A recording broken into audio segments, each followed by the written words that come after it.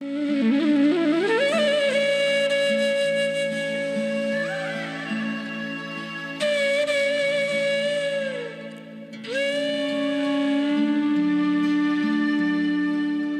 කවුරුත් නමස්කාර වේවා බුදුරුවනට සැමදා බුදු හිමි සරණ යන් නමස්කාර වේවා ධම්රුවනට සැමදා සදහම් සරණ යමි නමස්කාර වේවා සංඝරුවනට සැමදා මහා සංඝ සරණ යමි නමස්කාර වේවා තුනුරුවනට සැමදා තිසරණ සරණ යමි සාදු සාදු අපගේ කල්යාණ මිත්‍ර මාගේ ගුරු දේවෝත්තම පින්වත් ලොකු ස්වාමීන් වහන්සේට අපගේ নমස්කාරය වේවා සාදු ශ්‍රද්ධාවන්ත පින්වත්නි ඔබ අපි හැම දිනාගේම ජීවිතේ අපිට මුණ ගැහිච්ච අපි අහලා තියෙන යම් කිසි පුද්ගලයෙකු සිටිනවාද මහත් වූ කරුණාවකින් යුක්ත දයාවකින් යුක්ත ඒ තථාගත අරහත් සම්මා සම්බුදුරජාණන් වහන්සේ තරම් කෙනෙක් නම් අපිට කවදාවත් මුණ ගැහින්නේ නැහැ. මේ ලෝකේ අපේ ජීවිතවල අපිට බොහෝ කරුණාවක් දයාවක් දක්වපු අය තමයි අපේ මෑණියන්, අපේ පියාණන්, අපේ සහෝදර සහෝදරියන්. නමුත් මේ මෑණියන් එහෙම නැත්නම් පියාණන් අපේ පවුලේම ඥාතීන් අපිට දක්වපු කරුණාව දයාව අහලකින්වත් තියන්න බෑ මේ බුදුරජාණන් වහන්සේට අපේ ජීවිත පිළිබඳව තිබ්බ කරුණාවට. දැන් ඔබ කල්පනා කරා ඉතින් අපිට බුදුරජාණන් වහන්සේ මුණ ගැහුණේ නෑනේ මේ කරුණාව දයාව දක්වන්න කියලා. අපි කෙරෙහි කරුණාවෙන් දයාවෙන් තමයි ඒ භාග්‍යතුන් වහන්සේ මනාකොට ඒ දේශනා කළ ධර්මය මේ ලෝකයාට ශ්‍රවණී බොහෝ කලක් ශ්‍රවණී කිරීමට හැකි පරිද්දෙන් බොහෝ කලක් දෙව් මිනිසුන්ට ශ්‍රවණී හැකි පරිද්දෙන් සියලුම පසුබිම සකස් කළේ. බුදුරජාණන් වහන්සේ ඒක නොකරන්නට අද අපිත් මේ බුද්ධ වචනයක් ධර්ම වචනයක් අහගන්න නැතිව තිරිසනුන් තත්වයට වැටිච්ච මිනිසුන් බවට පත් වෙනවා. බුදුරජාණන් වහන්සේගේ ධර්මයේ නිසා තමයි මෙපමණකින් හෝ අපේ ජීවිතවල යම් තාක් පින් දහම් රැස් කර ගැනීම කුසල් රැස් කර ගැනීම සිද්ධ වෙන්නේ. දැන් බලන්න අද ඔබ මේ ධර්ම දේශනාව මේ පින්කම සූදානම් කරගන්නට මේ පින්වතුන් කීප දෙනෙකුගේම උපන්දිනය මූලික කරගෙන. දැන් උපන්දිනයක් මුල් කරගෙන ධර්ම වචනයක් අපි හැමෝම අහමු කියන අදහස අපේ හිතවල ඇති වෙන්නේ අපි භාග්‍යතුන් වහන්සේගේ ශ්‍රාවකයෝ නිසානේ. දැන් භාග්‍යතුන් වහන්සේගේ අර්ථවත් වූ ධර්ම වචනේ අහන්න නොලැබෙන මේ ලෝකේ හැම කෙනාම බොහෝ වෙලාවට උපන්දිනයක් එද්දී පෙරට ගන්නේ මූලික කරගන්නේ මොනවද? එක්ක මත්පැන් මත්ද්‍රව්‍ය, එක්කෝ සල්ලාලකම, එක්කෝ සූදුව, එක්කෝ මහා නීරස විදියට තමන්ගේ ජීවිතේ නිරාර්ථක විදියට යම් සුවයක් සොයා යන්න. ඕක තමයි බොහෝ ජීවිතවල මේ ලෝකේ පුරාගත්තම බොහෝ ජීවිතවල තිබෙනා ස්වභාවය. ඒ අතර අපේ ජීවිත හරි වෙනස්. අපි හරි වෙනස්. ඒ වෙනස් වෙන්නේ ඇයි? අපිට උපන්දිනයක් කිව්වත්, මළගියක් කිව්වත්, ඊළඟට කොටහල් මගුවගයක් කිව්වත්, විවාහ උත්සවයක් කිව්වත් අපිට භාග්‍යතුන් වහන්සේගේ ධර්මයේ සිහිපත් වෙනවා. අපිට භාග්‍යතුන් වහන්සේගේ ධර්මයේ ඒ සංස්කෘතිය බෞද්ධ සංස්කෘතිය සිහිපත් වෙනවා. ඒවෙන් මිදෙන්නට අපිට හිතෙන්නේ නෑ. ඒ නිසා අපේ ජීවිතේට පුදුමාකාර දායාදයක් මහත් වූ සම්පතක් එක්කල අපගේ භාග්‍යතුන් වහන්සේගේ ධර්මයේ අපිට ශ්‍රවණය කරන්න ලැබීම පවා ඉතාමත් වටිනා වූ දෙයක්. ඉතින් අපි අද සූදානම් වෙන්නේ ඒ භාග්‍යතුන් වහන්සේ විසින් අපිට කියා දුන්න බොහොම සුන්දර දහම් කරුණු කීපයක් ශ්‍රවණය කරන්න. මේක හොඳට කන් යොමු කරගෙන අහගෙන ඉන්න. ඒ වගේම තමන් ඒ අර්ථ විමසන්න. මතක තියාගන්න මහන්සි ගන්න. බුදුරජාණන් වහන්සේ දිනක් සංඝයා ඉදිරියේදී මේ සංඝයාව අමතලා ප්‍රකාශ කළ සිටියා. මහණෙනි මේ බොහෝ කලකට ඉහතදී සිද්ධ වෙච්ච සිදුවීමක් තියෙනවා. මොකක්ද මේ සිදුවීම? මේ බොහෝ කලකට ඉස්සර එක්තරා වාසය කළ රජ කෙනෙක් හිටියා පචේතන කියලා. මේ රජතුමා තමන්ගේ රතුකරු කියන්නේ මේ තමන්ගේ රාජමය රතය සකසන එහෙම නැත්නම් ඒව ප්‍රතිසංස්කරණය කරන කෙනා. මෙන්න මේ රතකරු අමතලා කියනවා යහළු රතකාරය මින් මාස 6කට පස්සේ මට යුද්ධයක් තියෙනවා. ඒ නිසා මේ යුද්ධෙට යන්නට මගේ මේ කරත්තෙට රෝද දෙකක් ඔබ හදලා දෙන්න ඕනේ. එතකොට ඇහුවා රජතුමා ඔබට පුළුවන් දෙයක් කරලා තියෙන. රතකරු කිව්වා ස්වාමීනි මට කරන්න පුළුවන්. ඊට පස්සේ උන බාරගත්තා. මාස 6කින් ඒ අස්ව කරත්තෙට රෝද දෙකක් හදලා දෙන එක. ඊට පස්සේ රජතුමා මේ මාස 6ට දවස් 6ක් තියා. දැන් යුද්ධෙට යන්න තව දවස් 6යි තියෙන්නේ. දවස් 6ක් තියා අර රතකරු ගෙන්නලා ඇහුවා රෝද ටික ඉවරද? අනේ ස්වාමීනි එක රෝදයක් හදාගත්තා කිව්වා. අනිත් රෝදේ නම් තාම හදලා නෑ. ඉතින් ඇහුවා දැන් එක රෝදයයි නම් හදලා ඉවර. දැන් අනිත් රෝදේ කොහොමද හදන්නේ කියලා. ඔය දවසයි. එක රෝදයක් හදන්න මාස 5කුත් දවස් 20 ගාණක් ගියානේ. කොහොමද කියලා ඇහුවා අනිත්. අනේ ස්වාමීනි මට පුළුවන් කිව්වා. ඊට පස්සේ රතකරු මොකද කරේ? දෙවෙනි රෝදේ හැදුවොන දවස් 6කින්. හදලා දැන් යුද්ධෙට යන දවසේ රජතුමාට ගෙනල්ලා රතකරු රෝද දෙක බාර කරා. රජතුමා මේ රෝද දෙක අරගෙන පැත්තකින් තියලා හොඳට නිරීක්ෂණය කළා. ඒ දැන් රජතුමා දන්න එක රෝදයක් දවස් 6 ගියේ. එක රෝදයක් දවස් මාස 5කුත් දවස් 20 ගාණක් ගත වෙලා. ඇහුවා මේ රතකාරය මේක හරි පුදුමයක් කිව්වා. මේ රෝද දෙක දිහා මං හොඳට නිරීක්ෂණය කළා. මට මේක වෙනසක් පේන්නේ නැහැ කිව්වා. මේකේ මේ දෙකම බැලුවල්මට එක වගේ කිව්වා. එතකොට නමුත් ඔබට එක රෝදයක් හදන්න ගතුනේ දින 6යි. අනිත් රෝදය හදන්න මාස 5කුත් දවස් 20 ගාණක් ගත. මොකක්ද මේකට හේතුව කියලා. එතකොට අර රතකරු මොකද කරේ? මේ අර දවස් 6කින් හදපු රෝදය අරගෙන ස්වාමීනි ඔබටම මම පෙන්නන්නම් කියලා සමතලා බිමක අර රෝදේ කරකවල යවුවා. කරකල යද්දි මොකද උනේ? අර රෝදේ යම් තාක් දුර ගිහිලි වෙරලා කැරකිලා බිමට වැටුණා. බිමට ඇදගෙන වැටුණා. ඊට පස්සේ ගත්ත අනිත් රෝදේ අර මාස 5කුත් දවස් 20 ගාණක් ගත වෙච්ච රෝදේ. ඒකත් ඒ විදිහටම පෙරලලා යවුවා.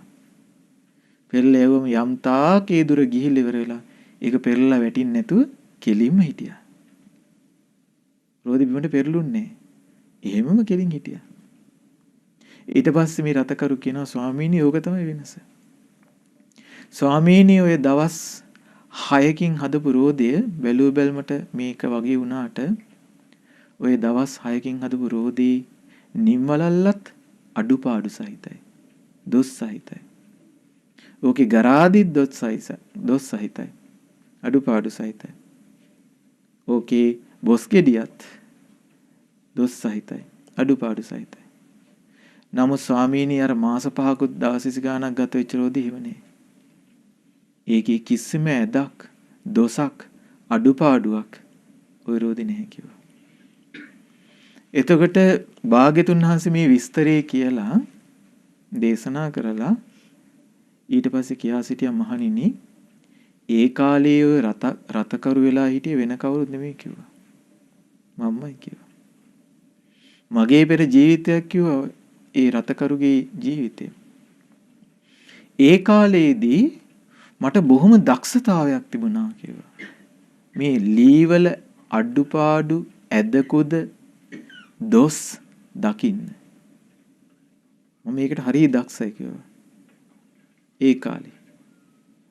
මහණෙනි දැන් මම තථාගත රහත් සම්මා සම්බුදුරජාණන් වහන්සේ විදියට ඒ රතකරු වගේම මේ මිනිසුන්ගේ තිබෙන්නා වූ ක්‍රියාවන්ගේ මොනවද මිනිසුන්ගේ තියෙන ක්‍රියාවන්? කායික ක්‍රියා, වාචික ක්‍රියා, මානසික ක්‍රියා කියන ඔන්න ඔය ක්‍රියාවන්ගේ අඩුපාඩු හොඳට දකින්න කිව්වා. කායික ක්‍රියාවන්ගේ තියෙන දොස් හොඳටම දකින්නවා කිව්වා. වචනේ තියෙන අඩුපාඩු හොඳට දකින්නවා කිව්වා. මානසිකව සිතුවිලි හිතන සිතුවිලි වල අඩුපාඩු හොඳට මම දකින්නවා කිව්වා. ඒ අඩුපාඩු මම දැකලා දේශනා කරන්න කිව්වා. මේ අඩුපාඩු දොස් මේ වංක ගති ඇද ගති ජීවිතෙන් දුරු කරගන්න. බැහැර කරගන්න. මොකද මේ අඩුපාඩු දොස් අපේ ජීවිතවල බොහෝ දුකක් උපද්දලා දෙනවා. දැන් භාග්‍යතුන් වහන්සේ තරම් තමන්ගේ ජීවිතයේ දිහාවට අවධානය යොමු කරගන්න වෙනත් දේශනා කරපු කිසිම කෙනෙක් නැහැ. දැන් ලෝකේ හැමෝම මහන්සි ගන්නේ තමන් ගැන සොයන එක පැත්තකින් තියලා අන් අය ගැන හොයන්න. අනුන්ගේ උපදූප, අනුන්ගේ වැඩ කටයුතු, අනුන්ගේ අඩුපාඩු, අනුන්ගේ ගෙවල් වල තියෙන ප්‍රශ්න මිනිසුන්ට මේවා හරිය ප්‍රිය මාරුතුක. හැබැයි තමන්ගේ අඩුපාඩු ගැන කතා කරන්න ගත්තොත් ඒකට ප්‍රිය නැහැ. ඒකට කැමති නැහැ. ඒකට බොහෝ අය ඈලි මේලිකමක් දක්වනවා. දැන් ඔබේ ජීවිතේ අඩුපාඩු කියන්න කියලා කිව්වොත් මූණ බිමට හරව ගන්නවා. කතා කරන්න කැමති නැහැ. නමුත් භාග්‍යතුන් වහන්සේගේ ශ්‍රාවක ශ්‍රාවිකාව එහෙම නෙමෙයි. බුදුරජාණන් වහන්සේ සරණ ගියා නම් බුදුරජාණන් වහන්සේගේ අවබෝධය විශ්වාස කරනවා නම් ඒ කෙනා හැම තිස්සෙම අවධානය යොමු කරන් ඉන්නවා කොයි දෙසටද? Taman දෙසට. එයා හැම තිස්සෙම කල්පනා කරනවා මගේ කායික ක්‍රියාවකින් මට හෝ අන් අයට හෝ යම් විපතක් සිද්ධ වෙනවද? මට හෝ අන් අයට හෝ මගේ වචනයෙන් යම් විපතක් සිද්ධ වෙනවද? මට හෝ අන් අයට හෝ මගේ සිතුවිලි වලින් යම් විපතක් වෙනවද? එහෙම තිස්සෙම කල්පනාකාරී වෙන්නේ. දැන් අවාසනාවකට සිද්ධ වෙන්නේ තමන්ගේ මේ කායික දොස් වචනේ තියෙන අඩුපාඩු ගැන සැලකිල්ලන්නේ. ඊට වැඩි අවධානය තියනවා ගෙදර ඔන්න අපි හිතමු පොල් ටික වැටෙනවද? කවුරු හරි පොල් ඇහිඳන් යනවද? වැට කෝටු ටික හරියට තියෙනවද? ඒ වගේ හරි කල්පනාවක් තියෙනවා. ඒ වගේ හරි සැලකිල්ලක් තියෙනවා. කොස් ගෙඩිය පොඩි කාලේ ඉඳන් හැදුනොත් ඒක හොඳට මතකයි. මේ කාලේ හැදුනේ, මේ කාලේ ලොකුනේ, මේ කාලේ පොළසුනේ මේ ඒවා හොඳට සැලකිල්ලක් තියෙනවා. හැබැයි තමන්ගේ කායික ක්‍රියා සම්පූර්ණයෙන් අමතක කරලා වාසය කරනවා. එහෙම අඩුපාඩු දොස් මේ වංග ගති ඇද ගති ජීවිතයේ තියෙන හඳුනා නොගත්තොත් එයාලට සිද්ධ වෙන භයානක ඉරණමක් තියෙනවා.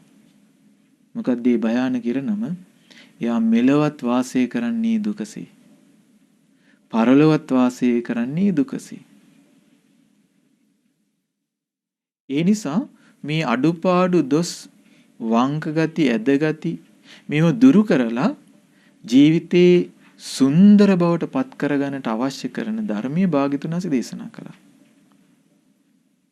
එහෙම භාග්‍යතුන් වහන්සේ දේශනා කරපු අපේ ජීවිතවල තිබිය යුතුම කරුණු 6ක් ගැන මම ඔබට කියලා දෙන්නම්.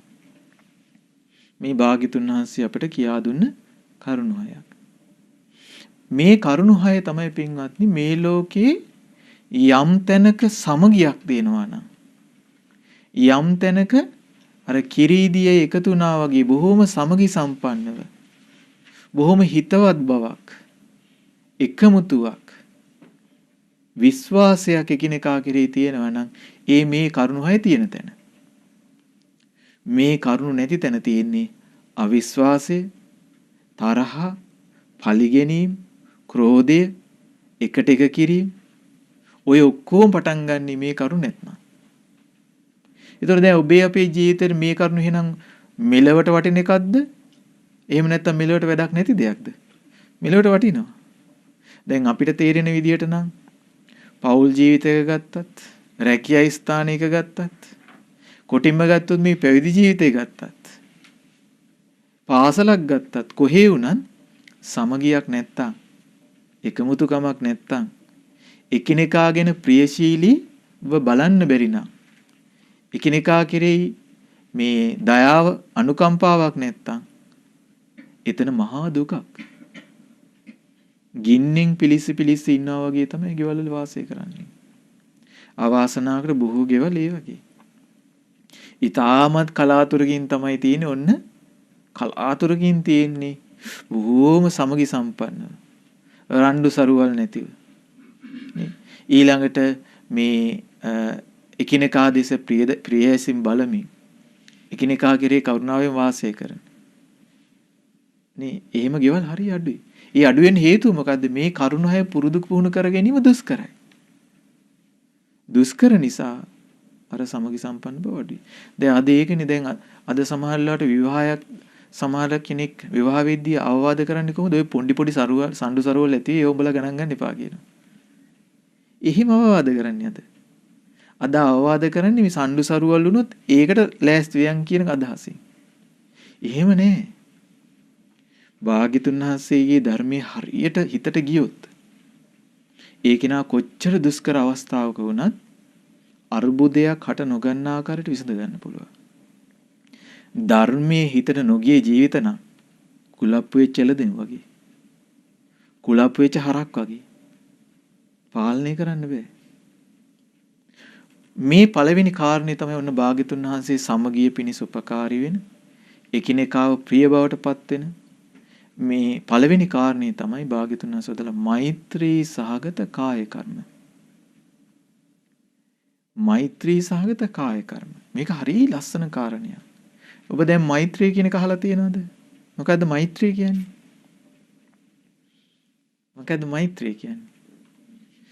තමන්ගේ අයහපත කැමැතිව තමන් කෙරෙහි යම් මිත්‍රත්වයක්, තමන්ගේ ජීවිතේ යහපත කැමැති බවක් තියෙනවද? අන්නේ බඳුම ආකාරයේ මිත්‍රශීලී අදහසක්, මෙත්සිතක් සියලු කෙනා කෙරෙහි පවත්වනවා. ඒක එක්තරා ආකාරයකට මිත්‍රත්වයක්, මිත්‍රශීලී අදහසක්. ඒ අදහස සියලු දෙනා කෙරේ පවත්වන එක ලේසි පාසු වැඩක් නෙමෙයි. ඒ නිසා තමයි භාග්‍යතුන් වහන්සේ වදාළේ මෛත්‍රී හැමතිස්සෙම දියුණු කරගන්න කියලා. මෛත්‍රී භාවනාව පුරුදු කරලා මෛත්‍රී වඩන්න කියලා කිව්වේ ඒ නිසා. මොකද ඒක දුෂ්කරයි. ඒතර මෛත්‍රිය තුල සිද්ධ වෙන්නේ මොකද්ද? දැන් අපි කල්පනා කරා මම වෛර නැත්තෙක් ඉම්මා, තරහ නැත්තෙක් ඉම්මා. ඒතර තමන්ගේ යහපතනේ කැමති වෙන්නේ. ඒ විදිහටම අන්නයිගේ යහපතත් කැමති. ඔක තමයි මෛත්‍රී සිත කියන්නේ. මොකද්ද උතන මෛත්‍රී සහගත කාය කර්ම කියන්නේ? සියලු දෙනා කෙරෙහි මෙත් සිතින් යුක්තව තමන් කයින් ක්‍රියාත්මක වෙනවා. තමන් කායික ක්‍රියා පුරුදු කරගන්න. හැබැයි ඒකේ මූලික අඩිතාලම මොකක්ද? මෛත්‍රිය. දැන් ඔබේ ජීවිතවල හැමදේම සිද්ධ වෙන කායික ක්‍රියාවන් තියෙනවනේ. ඒව ගැන තමයි මේ කතා කරන්නේ. දැන් ඔන්න මම පුංචි උදාහරණයක් ගන්නම් තේරුම් ගන්න. අපි හිතමු දැන් ඔබ මෙතන ඇති උදෑසනම අවදි වෙලා ගෙදර හැමදෙනාටම උයන්නේ නැද්ද ඔයගොල්ලෝ? උයනවා කියන එක අපි කරන්නේ කයින්ද, වචනයෙන්ද, හිතින්ද? හිතත් මුල් වෙනවා. සමහරට වචන නමුත් මූලිකවම ගත්තොත් ඒක කායික ක්‍රියාවක්. කයිනේ නේ හිතින් ඉවට වෙන්නේ නෑනේ. කයින් කරන්න ඕනේ. දැන් උයනකොට ඔක ආකාර දෙකකට කරන්න පුළුවන්. ඔක ක්‍රම දෙකකට කරන්න පුළුවන්. එකක් තමයි හිතන්න පුළුවන් මේක මහා කරුමයක්. මේක මට කරලා දැන් එපා වෙලා. කිසි එකෙක් මට උදව් කරන්නේ. මට මේ වැඩේ තිත්ත වෙලා තියෙන්නේ. මේ ජීවිතේ නම් මහා පෞකාර ජීවිතයක්. අඳෝනා තියතියා ඔන්න කැමති වෙනවා. දැන් දවස් අවසානයේ කොහොම හරි කෑම ටික මේසෙටත් යනවා.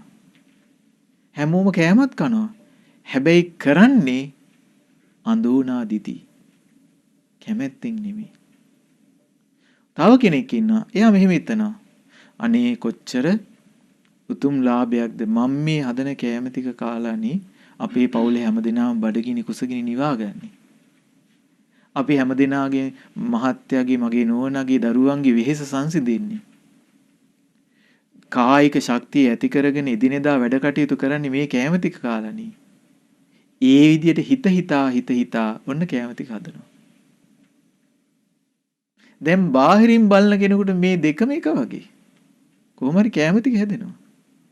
හැබැයි එයාගේ අභ්‍යන්තරයේ ක්‍රියාත්මක වෙන්නේ ආකාර දෙකක්. ඔහුගේ පළවෙනි ක්‍රමයට කියන්නේ ද්වේෂ සිතින් කරන කාය කර්මයක්. වැඩක් නෑ ඒක.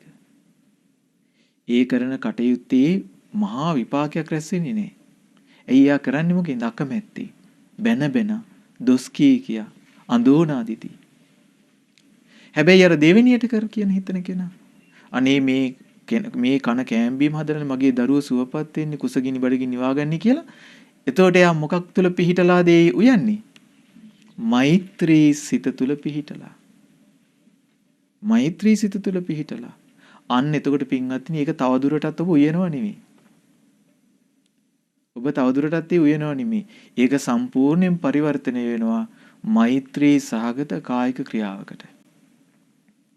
අන්නේ ක්‍රියාව ඔබවත් සංසිඳවනවා ඔබේ පවුලේ අයවත් සංසිඳවනවා. දැන් අර අඳෝනාදිදී ඔන්න කෑම උයනවා නම් ගෙදර අයට ඇහුනොත් මොකද හිතෙන්නේ? අපෝ මේ අපේ අම්මගේ අපේ තාත්තගේ තියෙන කන්දොස් ක්‍රියාව කියලා බයිනවා. දොස් කියනවා. සමගියක් හටගන්නේ ඇති වෙන්නේ අමනාප බවක්. ඔබට සමහරවිට මේක පුංචි වගේ පේනුනට මේව තමයි අපේ ජීවිතවල නැත්තේ. හදාගත යුතු තැන් තමයි මේ. අපි හිතමු ඊළඟට ගන්නවා. අපි හිතමු තේ එකක් හදනවා. ඒත් ඒ වගේ. අමනාප සිතින් කරන්න පුළුවන්. අනිත් පැත්තට මෙත් සිතින් කරන්න පුළුවන්. අනේ මගේ මහත්තයා නෝන වැඩට ගිහිල්ලා ආවේ. මේ තේ එක හදලා දුන්නා. මෙයා පිපාසය සංදිනවා. වෙහෙස සංසිඳෙනවා. මට කොච්චර හොඳයිද මේ විදියට කරන්න ලැබීම කියලා හිත සතුටින් කරනවා. මෛත්‍රී සහගත කායික ක්‍රියාව. ඕක ගෙදරට විතරක් අදාළ එකක් නෙමෙයි. රැකියා ස්ථානයකට ඊළඟට අපි ගත්තොත් පැවිදි ජීවිතේට පාසලට හැම තැනකටම අපේ ජීවිතේ පුරුදු පුහුණු කරගන්න පුළුවන් එකක් මොකද්ද? මෛත්‍රී සහගත කායික ක්‍රියාව කියන එක. මෛත්‍රී දැන් අපි හිතමු උදාහරණයක් විදිහට නෝන රියදුරෙක් ඉන්නවා. රියදුරෙක් එයා දැන් ජීවිතේ රස්සාව විදිහට කරන රියදුරුකම. ඒතකොට එයාට ඒක ක්‍රම දෙකකට කරත හැකි. එකක් තමයි තරහා සිතින්, දේශයෙන් ඔන්න ඇවිස්සීලා මහා අමනාප බවින් බස් එකට නගින මිනිස්සුන්ටත් බැන පාර යන මිනිස්සුන්ටත් බැන අනිත් බස් වල ඩ්‍රයිවර්ටත් බැන ඔන්න ඩ්‍රයිව් කරනවා. අවසානයේදී එයාට සල්ලි ටික හම්බ වෙයි. පඩිය හම්බ වෙයි. හැබැයි මොකක් නැද්ද? මානුෂීය ගුණය නැහැ. මෙත්සිත නැහැ. මෙත්සිත නැති නිසා එයා ඒ කරන සේවයේ ප්‍රතිඵල බොහොම හීනයි. එයි දේශයෙන් කරන්නේ. තව කෙනෙක් කරනවා එයා රස්සාව. හැබැයි රස්සාවනට එයා හිතනවා මට බොහොම මම කරන්නේ සේවයක්. මේ මිනිස්සු හැමදෙනාම වෙලාවට වැඩට ගෙනියනවා. මේ මිනිස්සු හැමදෙනාම දරුවන් පාසලට ගෙනියනවා. මම මේ ඇයට බොහෝ සේවයක් නෙමේ කරන්නේ. අනේ මේ ඇය සුවසේම මගේ මේ වාහනේ යත්වා කරුණාබර සිතින් මෙත් සිතින් යුක්තව යා ඩ්‍රයිව් කරනවා. දැන් මේවා නිකන් අපිට සමහරවිට හිතේ සුරංගනා කතා වගේ කියලා. ඇයි හිතෙන්නේ එහෙම? එච්චරම අර අකුසල් පැත්ත සමාජගත වෙලායි තියෙන්නේ අද. එච්චරටම සමාජගත වෙලා. මොකද මිනිස්සුන්ට අද ඕනේ කොහොම හරි වැඩේ වෙන්න. වැඩේ වෙන්න නෙවෙයි. කොහොමද මේ වැඩේ වෙන්නේ කරන්නේ කියන එක පිළිබඳව අදහසක් ඇති වෙන්නේ නැහැ. ඒකත් එක්ක ජීවිත පුදුමාකාර විදිහට අකුසලයට ගිහිල්ලා මේ මෛත්‍රී සාගත කායික ක්‍රියා කියනව සම්පූර්ණයෙන් ඈත් වෙලා. දැන් ඒ කාලේ භාග්‍යතුන් වහන්සේගේ කාලේ පින්වත්නි මේ ධර්ම දේශනා 1 2 3 ශ්‍රවණය කරද්දී සමහර මිනිස්සු ධර්මය අවබෝධ කළා. ඒ විතරක් නෙවෙයි දැන් අද තියෙනවනේ ඔබට සමහර වෙලාවට මේ සීල වැඩසටහන, මේ පොහොය වැඩසටහන, මේ ධර්ම වැඩසටහන කියලා වෙනම වැඩසටහන සංවිධානය. එහෙම වැඩසටහන සංවිධානය නැහැ නේ භාග්‍යතුන් වහන්සේ කාලේ. මිනිස්සු ගිහිල්ලා එකතු වෙලා ධර්මය අහපු අවස්ථා තියෙනවා. නමුත් ඒ කාලේ මිනිස්සු කළ දෙයක් තිබ්බ. මොකක්ද ඒක? අර කියපු අහපු ධර්මයේ ජීවිතේට ගලපා ගත්තා. දැන් අද බොහෝ දෙනෙකුගේ සංසිඳීම ඇති වෙන්නේ මම මේ කියන්නේ බෞද්ධයගේ. බොහෝ දෙනෙකුගේ සංසිඳීම ඇති වෙන්නේ පින් කිරීම මතක් වෙන්නේ පුණ්‍ය භූමියකට ආවම.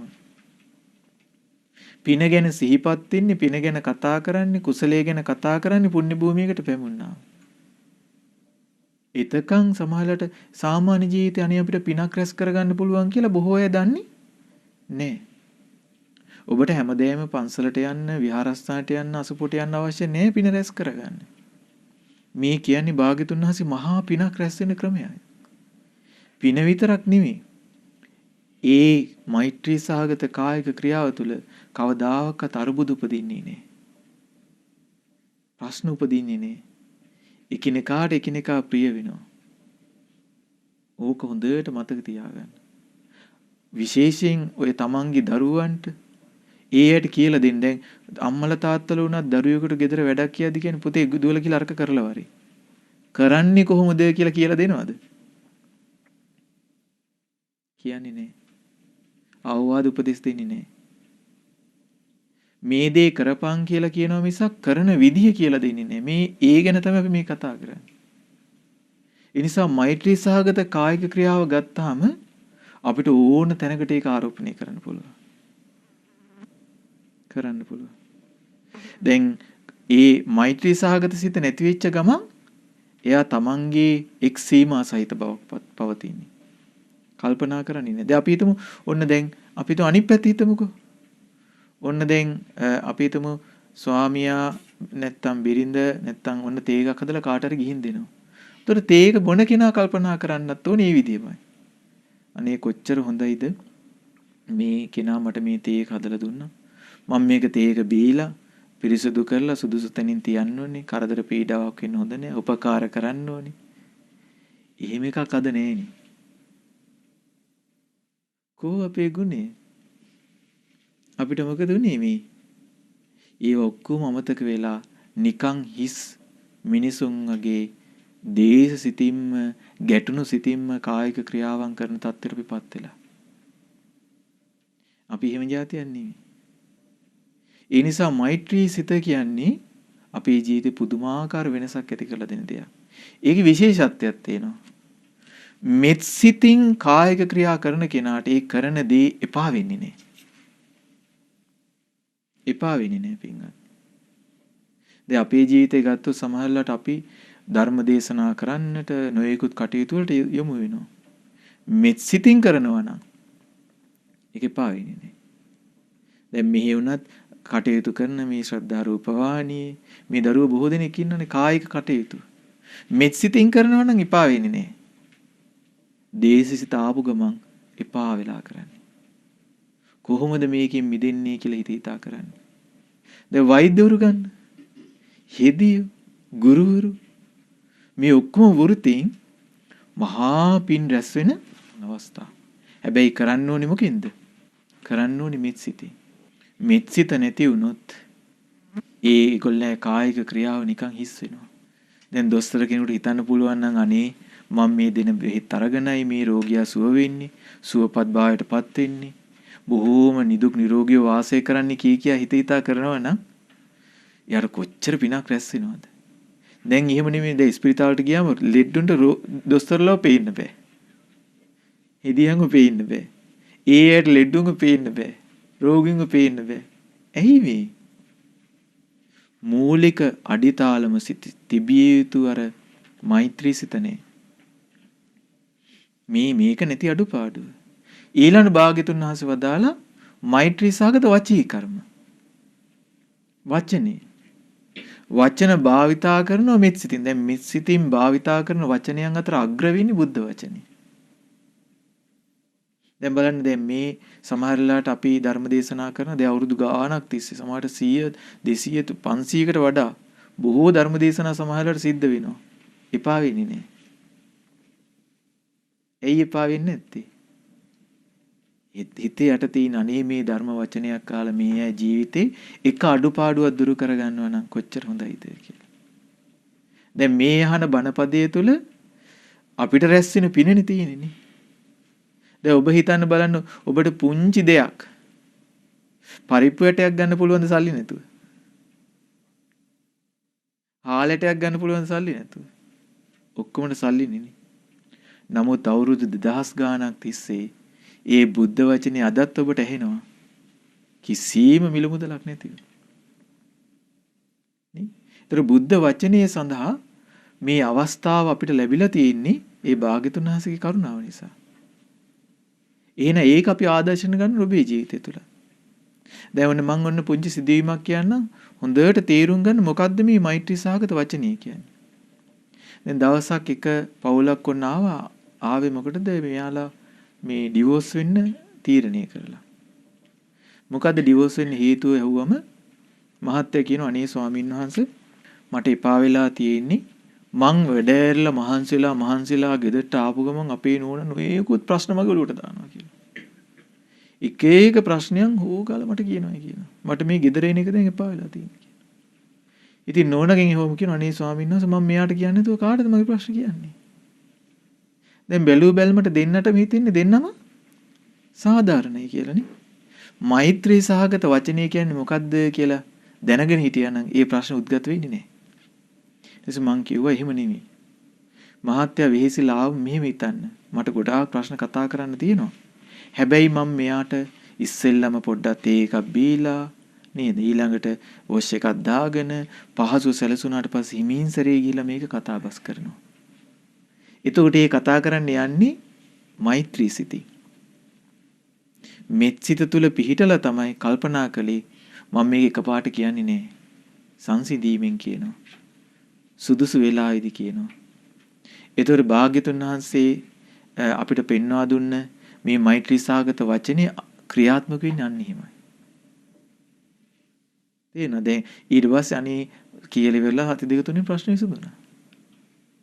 මේ පුංචි දේවල් සමහරවිට පෞල් ගෙවල් දොරවල් විනාශ වෙලා යනවා තේරෙන්නේ නැහැ කොහොමද මේ විනාශය සිද්ධ වෙන්නේ කියලා. ඒ නිසා වචන භාවිතා කරද්දී මෙත් සිතේම පිහිටලා කරන්න. මෙත් සිතේම පිහිටලා කරන්න. දැන් ඒක හොඳට තේරුම් ගන්න පුළුවන් තවත් තැනක් තමයි දරුවන්ට ඔබ අවවාද උපදෙස් දෙන්නේ.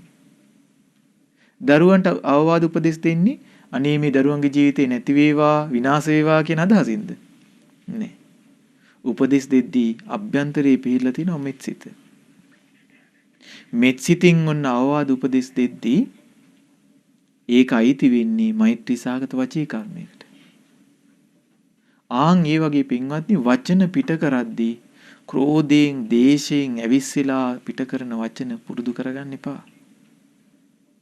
ඒ තුල කිසිම සංසිඳීමක් නෑ.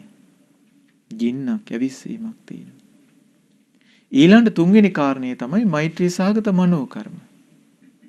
සිතවිලි. හිතන සිතවිලි පවා මෙත් සිතින් යුක්තවයි සිතන්නේ. දැන් සමහර වෙලාවට දැන් ඔබේ ජීවිතවලත් ඇති. දැන් සමහර වෙලාවට නොයේකුත් දේශ සහගත රාග සහගත සිතවිලි එනවා මහා හීනයි ලැජ්ජා හිතද්දී.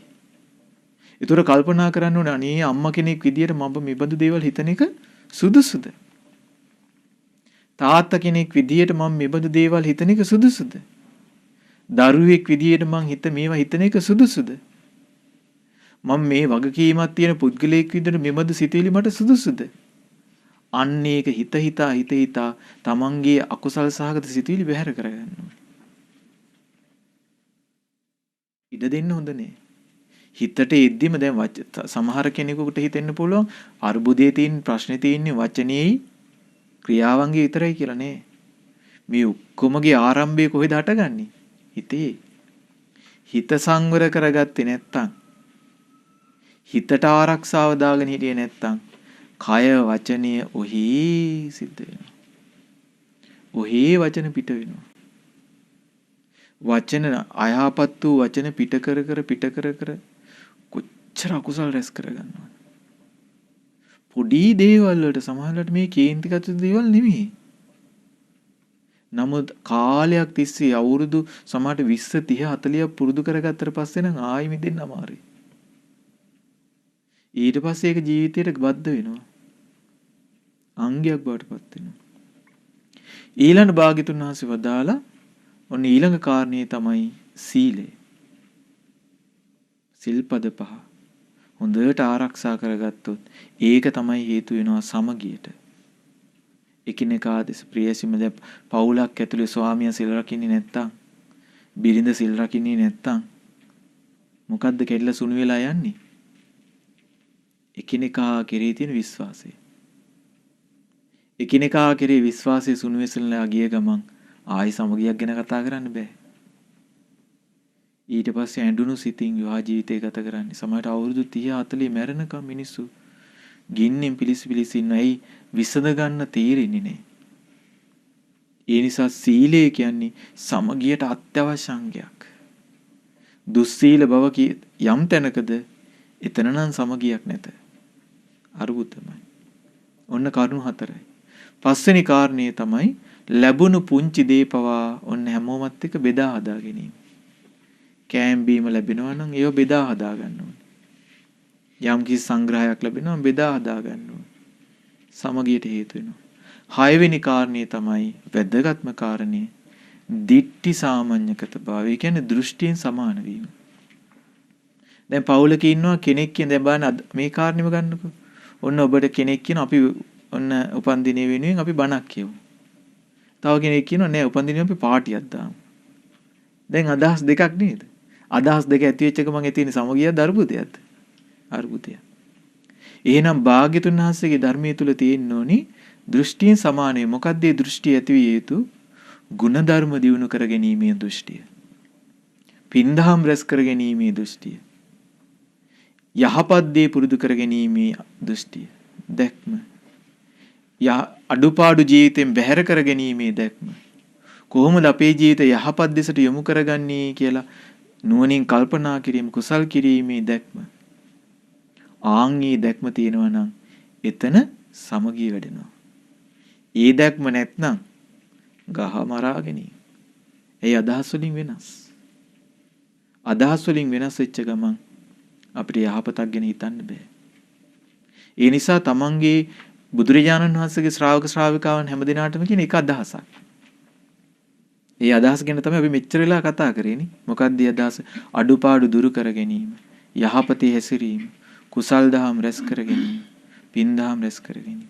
ඉතින් ඒ නිසා මේ පින්තුන් අද මේ උදාාර පුණ්‍ය කර්මයකට සම්බන්ධ වෙච්ච මොහොතේ අදිෂ්ඨානයක් ඇති කරගන්න මේ ලැබුවා වූ දුර්ලභ මනුෂ්‍ය ජීවිතය තුළ මේ දුර්ලභ බුද්ධ ශාසනය තුළ මගේ අඩුපාඩු මම බැහැර කරගන්නවා. මගේ අඩුපාඩු මම හදා ගන්නවා.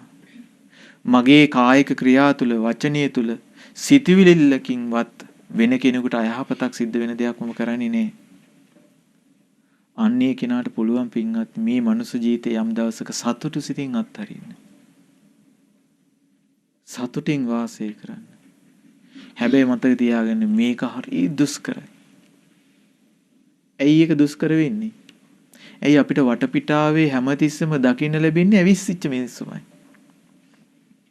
කොයි වෙලාවෙත් දේශසිතින්, කේන්තියෙන්, තරහෙන් පුපුරු ඉන්න ජීවිත තමයි වටේම තියෙන්නේ. එහෙම ජීවිත වටේ තියෙද්දි අපි සංසිඳනවා කියන එක ලේසි එකක්ද? ලේසි දෙයක් නෙමෙයි. හැබැයි මේ දුෂ්කර දේ කිරීම පිණිසයි මේ ඔක්කොම වෙහෙස. භාග්‍යතුන් වහන්සේගේ මේ ලෝකේ පහළ වීම අන්නේ උත්සාහය දරන්න පුළුවන් මිනිසුන් වෙනුවෙන්. ඒ වීරිය තිබෙන්නා වූ මිනිසුන් වෙනුවෙන්. ඔබ ඔබෙන් අහන්න හැමතිස්සෙම මා තුලේ වීරිය තියෙනවද? මං සැබෑ ශ්‍රාවකයෙක්ද? ශ්‍රාවිකාවක්ද?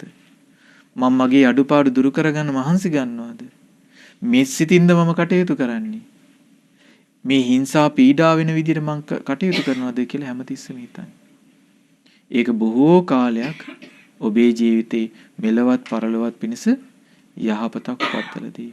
ඉතින් ඒ නිසා අද මේ අපි දිනේ මේ රැස් කරගත්ත සියලුම පුණ්‍ය ධර්මයන් මේ ධර්ම දේශනාවෙන් ශ්‍රවණය කළ සියලු ධර්ම කාරණා අන්නේ උතුම් ශ්‍රාවක ශ්‍රාවිකා ජීවිතය ගොඩනගා ගැනීම පිණිසම හේතු උපකාර වේවා කියලා කවුරු සාදු.